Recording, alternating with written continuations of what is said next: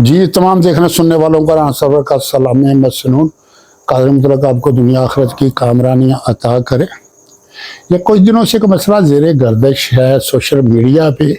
मौलाना अब्दुल अजीज साहब लाल मस्जिद वाले उन्होंने मौलवी आज़म तारक के छोटे भाई अली हैदर की शादी पे कुछ तनकीद की और उसके जवाब में मुफ्ती अब्दुर्रहमान मदनी साहब ने विलाग किया। पहली बात तो यह है कि मुफ्ती अब्दुर्रहमान मदनी साहब के पाँव की खाक के बराबर भी मैं नहीं हूँ, लेकिन बाहज़ियत मुसलमान और इंसान मेरा हक बनता है बात करने का। ये हक शरीयत मुझे देती है। उस शादी पे मौलाना अब्दुल अजीज साहब ने तनकीद की कि जिस तरह से असराफ किया गया है इनको जेल में डालना चाहिए। तो इस पे इन्होंने तनकीद करते हुए बहुत सारे हवाले दिए कि ये कौन से अमीरुल मोमिनीन हैं कि इनको हक पहुंचता है कि ऐसा फैसला करें, और बेशुमार उन्होंने उस शादी के हवाले से बातें की हैं जिनसे 90% बातों से मैं मुकम्मल इत्तेफाक करता हूँ। मुफ्ती साहब मैं छोटी सी बात करता हूँ, आप उनके बहुत करीबी अजीज़ हैं, मैं ज़रा दूर का अजीज़ हूँ, लेकिन मैं एक बात बता देता हूँ कि मौलाना आज़म तारक साहब को बहुत कम लोग जानते हैं, और जितने जो कम लोग जानते हैं उनमें से एक मैं भी हूँ। मैं उनकी ज़िंदगी के अंदरूनी मामलात से वाकिफ़ हूँ। रही बात मुआविया आज़म की, तो 10 साल से या 15 साल से मुझे कोई पता नहीं है। उससे पहले के हालात का मुझे पता है। उस वक्त मुझे पता है कि ये बच्चा जो हमारा बेटा है, भतीजा है, ये इंतहाई काबिल था, मुखलस था, अखलास था, दयानतदार था, सारा कुछ था इसके अंदर। मैं शादी से बात करने से पहले एक दो बातें और कर देता हूँ जो उसके दरमियान में हुई हैं। उन्होंने हवाला दिया कि ये शोहदा का ख़ानदान, इसमें कोई शक नहीं, वो शोहदा का ख़ानदान है, बिल्कुल है। दूसरी बात उन्होंने वहाँ पे ये की कि मौलवी आज़म तारक को लापता किया गया और लापता रखा गया, बिल्कुल रखा गया। आलम तारक साहब को 13 साल हो गया लापता किए हुए, और अब तक वो लापता है, कोई पता नहीं है, बिल्कुल ठीक है। इसके साथ मुफ्ती साहब आपने एक बात और की कि मौलाना अब्दुल अजीज साहब को कोई हक नहीं पहुंचता कि हुक्मरानों को काफर कहने का। पहली बात तो ये है, मेरी उनसे बैठ के अक्सर बात होती है, वो तो काफर को काफर नहीं कहते हैं, वो तो काफर को इंसान कहते हैं। वो तो मुसलमानों को कितना भी गया गुजरा क्यों ना हो, वो कहते हैं उसकी ताजीम करो। वो हुक्मरानों को काफर नहीं कहते, वो निज़ाम को कुफरिया निज़ाम कहते हैं। वो कहते हैं कि मुसलमान हैं हम, लेकिन जो निज़ाम है हमारा वो कुफरिया है। और साथ उन्होंने CTD पे तनकीद की, उस पर भी आपने बात की, और आप दूसरी तरफ ये बात कर रहे हैं कि हम अदारों के डसे हुए हैं। और अगर मुझे ये बताओ, अगर इस्लामी है, अगर हमारा निज़ाम इस्लामी है, हुक्मरान इस्लामी हैं, जितने आपके खानदान के शहीद हैं, किसी एक शहीद का इंसाफ मिला आपको? क्या इस्लामी अदवार में जैसे आलम तारक को लापता किया गया ऐसे लापता किया जाता है? जैसे मुआविया आज़म को लापता किया गया वैसे लापता किया जाता है? अब मैं आ जाता हूं जो उन्होंने शादी पे तनकीद की है। जिस तरह से शाहाना अंदाज में उन्होंने वीडियो को देखा, उनको गुस्सा आया, उन्होंने बात कर दी। मैं एक बात बताऊं, वो दीन इस्लाम के इब्तदाई अदवार के हर वक्त की बात करते हैं। नबी सल्लल्लाहु अलैहि वसल्लम के दौर की बात करते, उमर फारूक की, अबू बकर सद्दीक की, उस्मान गनी की, सब के अदवार की बात करते हैं। मुझे ये बताओ, क्या उमर फारूक रजी अल्लाह अन्हो ने खालिद बिन वलीद रजी अल्लाह अन्हो का मुहासबा नहीं किया था, एहतसाब नहीं किया था? और सवाल क्या था कि जो ये बेजा सराफ किया गया है, अगर माले गनीमत से है तो खयानत है, اگر اس کا ذاتی ہے تو اسراف ہے، دونوں صورتوں میں یہ قابل گرفت ہے۔ مولانا عبدالعزیز نے بات کر دی تو پھر کیا ہو گیا؟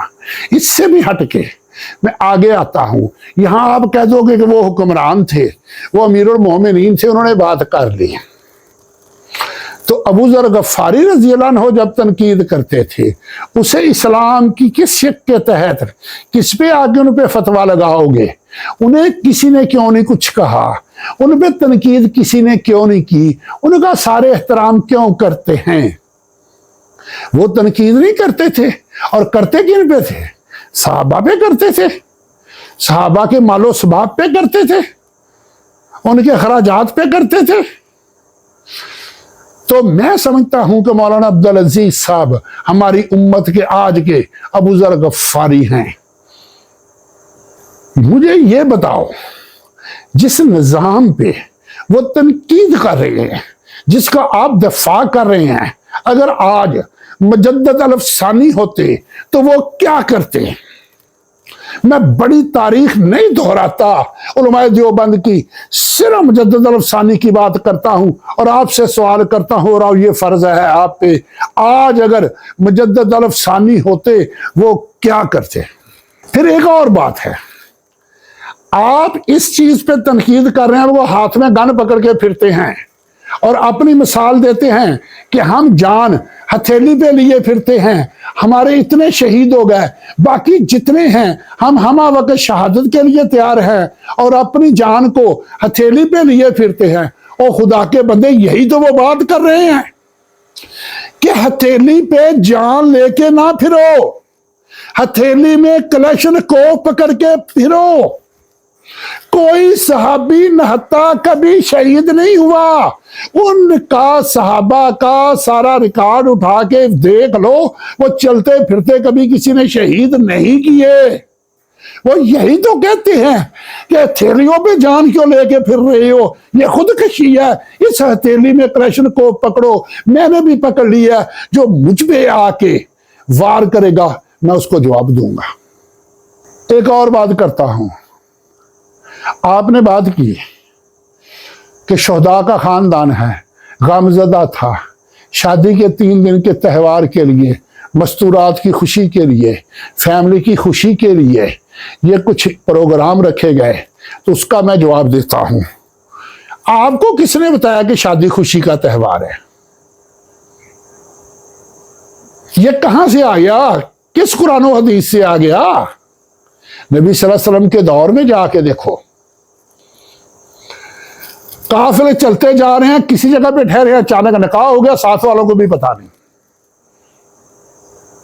ایک صحابی نبی صلی اللہ علیہ وسلم کے پاس آتے، اس کی چادر کے کونے پہ رنگ لگا ہوتا، ان کے قبیلے میں رواج تھا، جس کی شادی ہوتی تھی اس کے رنگ لگایا جاتا تھا۔ نبی صلی اللہ علیہ وسلم نے دیکھ کے کہا، شادی کر لی؟ کہا بتایا ہی نہیں ان کو، بس یا رسول اللہ اچانک ہو گئی۔ ایک صحابی دوسرے صحابی سے کہتے ہیں کہ یار میرا ایک کام تو کرو۔ وہ کہتے ہیں کیا کروں؟ کہہ رہا فلاں گھر میں جاؤ اور میں باہر کھڑا ہوتا ہوں، تم اندر جاؤ اور جا کے وہاں سے میرے رشتے کی بات کرو۔ وہ اندر جاتے ہیں، جا کے ان سے اس کے رشتے کی بات کرتے ہیں، تو وہ آگے سے کہتے ہیں کہ مجھے اپنی بیٹی کے لیے وہ پسند نہیں ہے، اس کی جگہ پہ مجھے آپ پسند ہو، اگر آپ کہتے ہو تو آپ سے نکاح پڑھا دیتا ہوں۔ وہ کہتا ہے پڑھا دو، اور وہ صحابہ سارے نکاح پڑھا لیتے تھے، وہی اس کا نکاح پڑھا دیا، بیوی ساتھ رخصت کر دی۔ وہ اندر رشتہ لینے گئے ہیں، بیوی لے کے باہر نکلے اور باہر آ کے اس کو تھوڑا سا منہ نیچا کر کے کہتے ہیں یار دراصل میں آپ کے لیے رشتہ لینے گیا تھا، انہوں نے آپ کو نہیں دیا اور مجھے دے دیا اور میرے ساتھ نکاح کر دیا۔ وہ آگے سے کہنے لگا یار تم شرمندہ کیوں ہو رہے؟ شرمندہ تو مجھے ہونا چاہیے تھا، قسمت میں تیرے لکھا تھا، مانگ میں رہا تھا۔ کیا ایسے شادیاں نہیں ہوتی تھی؟ کون سی رسومات وہاں ہوتی تھی اس وقت؟ رسومات کرنی تھی، شہداء کانفرنس رکھتے 3 دن کے لیے، پورے خاندان کی مستورات، مرد بلاتے، ورکر بلاتے، 3 دن کا اجتماع کرتے، مختلف پروگرام کرتے، دنیا دیکھتی۔ اگر آج اعظم طارق ہوتا अब मैं तुझे बताता हूं आजम तारक कौन था। आजम तारक के पास पुरानी गाड़ी थी, पूरी दुनिया से जाके फांडा इकट्ठा करके लाते थे, पूरे मुल्क से फांडा इकट्ठा करके लाते थे। उनके दौर में जितने असीरान थे, जितने शोहदा थे, हर एक के घर में वजीफा जाता था। उनकी जात के पास कुछ नहीं होता था। मैं नहीं शाहिद, मेरे बड़े सफर, मेरा बड़ा क्याम तो आम, उनके साथ उठना बैठना, बहुत वक्त मेरा उनके साथ गुजरा है। मैं एक दो उनके वाक़े बयान करता हूं कि मैं उनके साथ झांकी के अंदर, हम सेंट्रल टाउन में जाते हैं, वहां एक प्रोग्राम था जमात का। वहां एक बंदा आके कहता है कि मैं जुमा पढ़ने गया, गरीब था, मजदूर हूं, मेरा साइकिल वहां से चोरी हो गया। तो मौलाना आजम तारक साहब उससे पूछते हैं कि वो साइकिल कितने का है।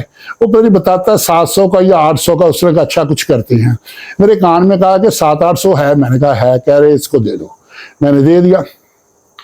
वहां से निकले। अब कहाँ जाना है? कराची। टिकट है बाई एयर इस फैसलाबाद से। जो ही निकले हैं, ड्राइवर ने कहा जी पेट्रोल नहीं है, डीजल नहीं है गाड़ी में। तो उन्होंने कहा अच्छा, मुझे पूछा पैसे हैं? मैंने कहा जी हैं। वहां से डीजल डलवाया, कराची चले गए। वहां से हम वापस आते हैं, सुबह को गए, शाम को वो वापस आते, उनको लेके आते हैं। 2 लड़के आए हुए हैं अलग अलग। एक आके कहता है कि लाहौर के अंदर साथी हैं, उनकी रिहाई के लिए, उसकी जमानत के लिए 2.5 लाख रुपया दरकार है। अगर सुबह 2.5 लाख रुपया हो तो शाम को वो रहा हो जाता है। उसने कहा कि सुबह चाहिए? उसने कहा हाँ। उसने कहा रमजान शरीफ था। उन्होंने कहा अभी आराम करो, सहरी के वक्त आपको मिल जाएगा। दूसरा कहता है कि 1.5 लाख रुपया चाहिए। उसने कहा कोई बात नहीं, सुबह सहरी के वक्त मिल जाएगा। फिर मैं और वो दोनों हम घर की तरफ गए तो मैंने हंस के आगे से कहा कि हमारे पास तो तेल डलवाने के पैसे नहीं हैं, तो ये 4 लाख सुबह सहरी के वक्त कहाँ से आ जाएगा। वो एकदम से खड़े हो गए और मेरी तरफ देख के मुझे कहने लगे राना साहब आपने अल्लाह को इतना कमजोर समझा हुआ है, इतना छोटा समझा हुआ है। राना साहब हमारी जात के लिए नहीं है, वर्करों के लिए जो है उसका कोई अंदाजा नहीं कर सकता। सहरी के वक्त 1.5 लाख भी दिया और 2.5 लाख भी दिया। और मैं दूसरा एक वाकया बताता हूं। शेख हक नवाज, उसको फांसी की जब सारी अपीलें खारिज हो गई, उसके घर वाले आते हैं और आके इनको बताते हैं। तो वो लड़के से कहते हैं तहरीर लिखो और अखबार में इश्तिहार दो कि हम उसके जिस्म के वजन के बराबर सोना देने को तैयार हैं।